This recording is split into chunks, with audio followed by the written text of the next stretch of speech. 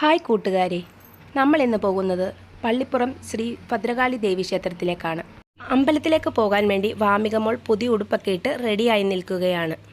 അപ്പോൾ നമുക്ക് അമ്പലത്തിലേക്ക് പോകാം. ചാരുമൂട്ടിൽ നിന്നും കായംകുളം പോകുന്ന റൂട്ടിലാണ് പള്ളിപ്പുറം ശ്രീ ഭദ്രകാളി ദേവി ക്ഷേത്രം. നമ്മളിപ്പോൾ വെട്ടിക്കോട് ചാലിൻ്റെ അടുത്തായിട്ട് എത്തിയിരിക്കുകയാണ്. നമ്മളിപ്പോൾ പൊയ്ക്കൊണ്ടിരിക്കുന്നത് വെട്ടിക്കോട് പാടശേഖരത്തിൻ്റെ സൈഡിൽ കൂടിയാണ്. വെട്ടിക്കോട് പാടശേഖരം കഴിഞ്ഞ് മുന്നോട്ട് പോകുമ്പോൾ വെട്ടിക്കോട്ട് ചാല് കാണാം. വെട്ടിക്കോട്ട് ചാല് കഴിഞ്ഞ് മുന്നോട്ട് പോകുമ്പോൾ വെട്ടിക്കോട് ശ്രീ നാഗരാജ ക്ഷേത്രം കാണാം.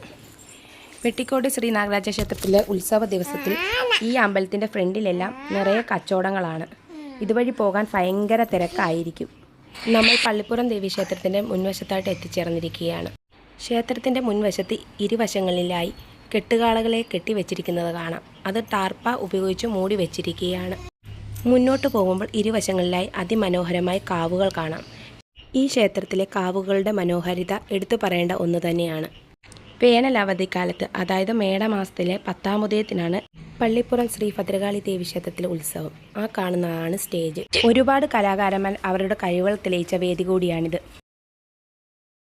ക്ഷേത്രത്തിൻ്റെ മുൻവശത്ത് സേവാപന്തലിൻ്റെ പണി നടന്നുകൊണ്ടിരിക്കുകയാണ്.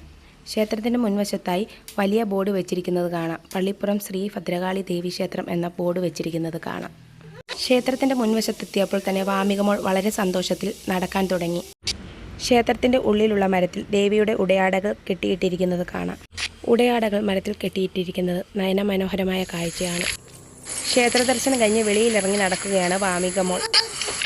ക്ഷേത്രത്തിൻ്റെ സ്വകാര്യതയുടെ ഭാഗമായി ഉള്ളിലെ കാഴ്ചകൾ ഒന്നും വീഡിയോയിൽ കാണിക്കാൻ സാധിക്കുന്നതല്ല. എന്തെന്നില്ലാത്ത ആനന്ദ നിർവൃതിയാണ് ക്ഷേത്ര ദർശനം കഴിഞ്ഞ് പുറത്തിറങ്ങിയപ്പോൾ ഉണ്ടായത്. ക്ഷേത്രത്തിലെത്തിയപ്പോൾ മുതൽ തന്നെ വാമികമോൾ വളരെ സന്തോഷത്തിലാണ്. അങ്ങനെ ക്ഷേത്ര ദർശനം കഴിഞ്ഞ് വളരെ സന്തോഷത്തോടുകൂടി ഞാനും വാമികയും വീട്ടിലേക്ക് പോകുകയാണ്. ദീപാരാധന കഴിഞ്ഞ് പുറത്തിറങ്ങിയപ്പോൾ തന്നെ ഭയങ്കര ഇരുട്ടായി തുടങ്ങി.